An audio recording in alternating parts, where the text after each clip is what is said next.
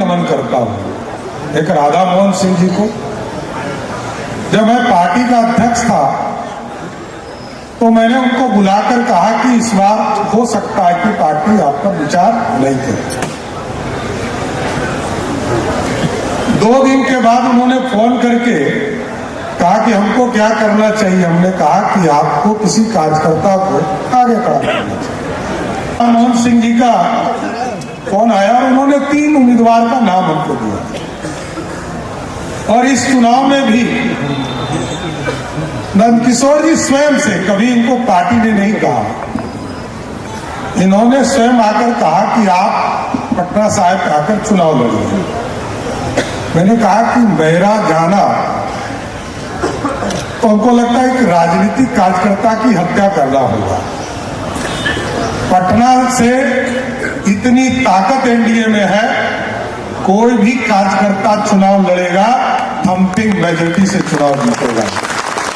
और मैं धन्यवाद देता हूं, इनसे मैंने चर्चा भी किया कि आगे कोई परिवार के सदस्य भी आपके उम्मीदवार हो सकते हैं क्या, या अगल बगल के सीट पर भी आप लड़ना चाहते हैं क्या, क्योंकि सब कठोर निर्णय लेने के लिए हम ही को अधिकृत लोग करता है कि आप पूछिए।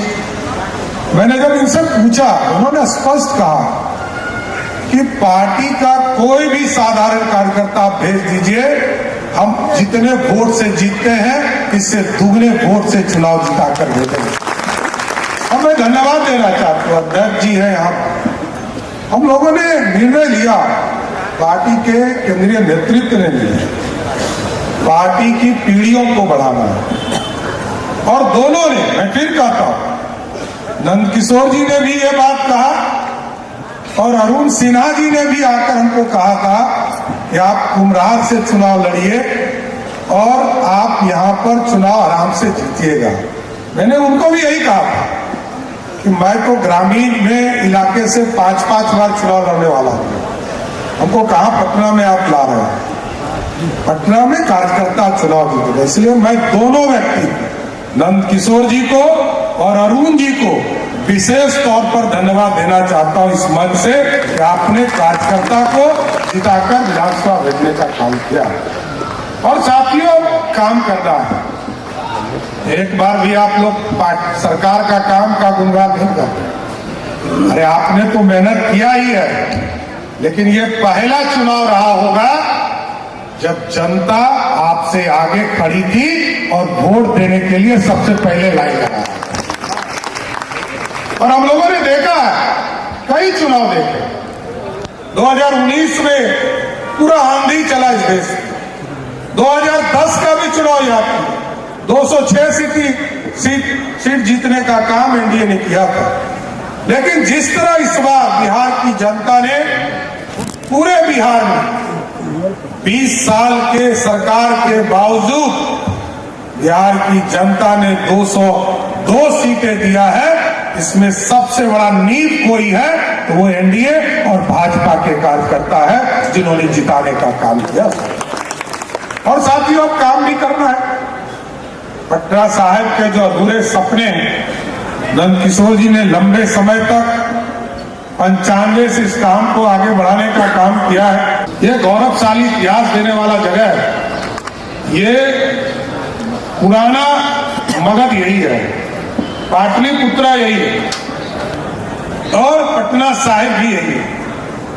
आदरणीय नंदकिशोर जी के नेतृत्व में 350वां जयंती गुरु गोविंद सिंह जी का मनाया गया और पूर्ण रूप से इस इलाके के विकास के लिए चिंता करने का काम किया गया। अभी हम लोग 10 दिन पहले हम लोगों ने जैन मंदिर के तौर पर एक बड़ा भव्य मंदिर बनाने का शिलान्यास भी किया और लगभग 100 करोड़ रुपया लगाकर आपके पटना साहिब विधानसभा क्षेत्र में एक भव्य मंदिर और कल्याण का काम शुरू हो गया। और आगे भी मैंने कहा है माननीय विधायक जी को, ये बार बार पटन देवी का चर्चा होता है, मैं आपको स्पष्ट करता हूं, इसके कॉरिडोर की कल्पना कीजिए, हजारों करोड़ रुपया लगेगा, देने का काम करूंगा।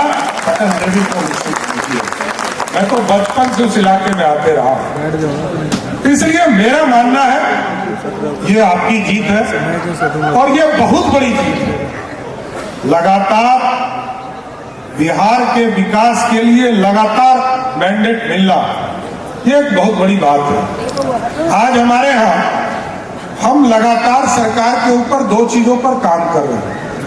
एक है जो बिहार से बाहर प्रवासी बिहारी है उनको वापस लाना है और वैसे लोगों को नहीं लाना जो अच्छा नौकरी करने जा रहा है, कोई बड़ा बिजनेसमैन हो गया उसको नहीं लाना, लेकिन जो मजदूरी करने बिहार से बाहर जा रहे हैं उसको तो एक एक व्यक्ति को पहचान कर मैं गारंटी देता हूं कि सबको बिहार लाऊंगा और बिहार में उसको रोजगार दूंगा। और अब तो सभी जिले में फैक्ट्री की व्यवस्था और सुशासन, फैक्ट्री के लिए आदरणीय अध्यक्ष जी हमारे बैठे हैं, उद्योग विभाग इन्हीं के पास है। अभी बताएंगे उद्योग की चर्चा पूर्ण रूप से आगे बढ़ाने का काम करें, लेकिन जो मेरे पास दायित्व है वो है सुशासन, कानून का राज स्थापित करना। और किसी तरह का माफिया हो, मेरा स्पष्ट मानना है उसको बाहर नहीं छोड़ सकता हूं, हर हालत में जेल के अंदर ही बंद करने का काम करें।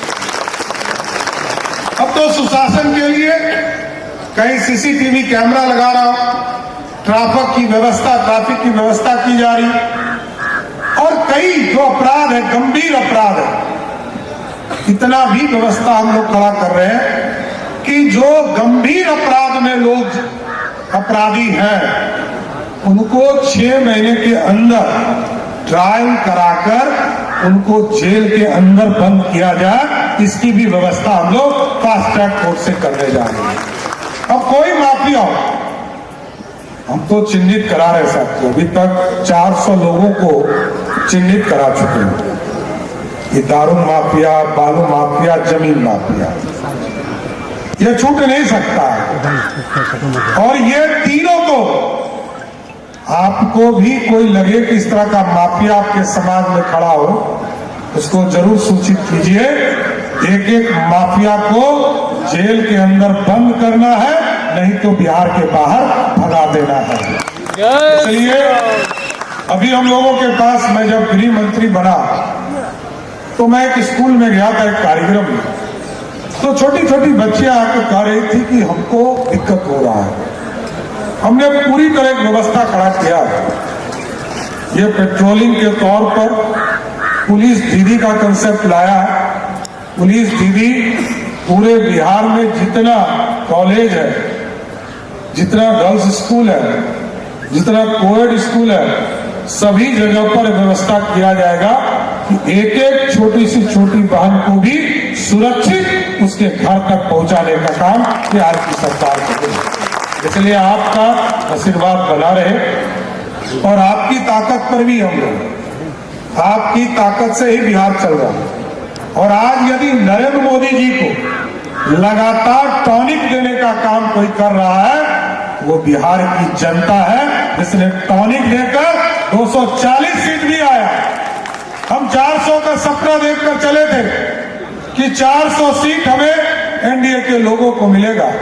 इसलिए आज पटना साहिब विधानसभा के एक एक कार्यकर्ता को धन्यवाद देता हूं कि आपके चीजों की चिंता करना, आपके विकास की चिंता करना, आपके संरक्षक के तौर पर खड़ा होना। आदरणीय नंदकिशोर जी तो जरूर मुक्त हो सकते हैं विधायक पद से, लेकिन कार्यकर्ता के पद से कोई उनको मुक्त नहीं कर सकता है, इतना जरूर स्पष्ट है। इसलिए नंदकिशोर जी सेवा तो करना ही पड़ेगा, ये गलतफहमी हटा दीजिए। हम लोग के गार्जियन भी है और जब तक आपके शरीर में प्राण है तब तक पटना साहब का लोग आपसे आशीर्वाद लेता रहेगा, आपसे काम लेता रहेगा। इसलिए आज मैं फिर से पटना साहिब को सुंदर और विकसित बनाने का काम करेंगे। बहुत बहुत धन्यवाद।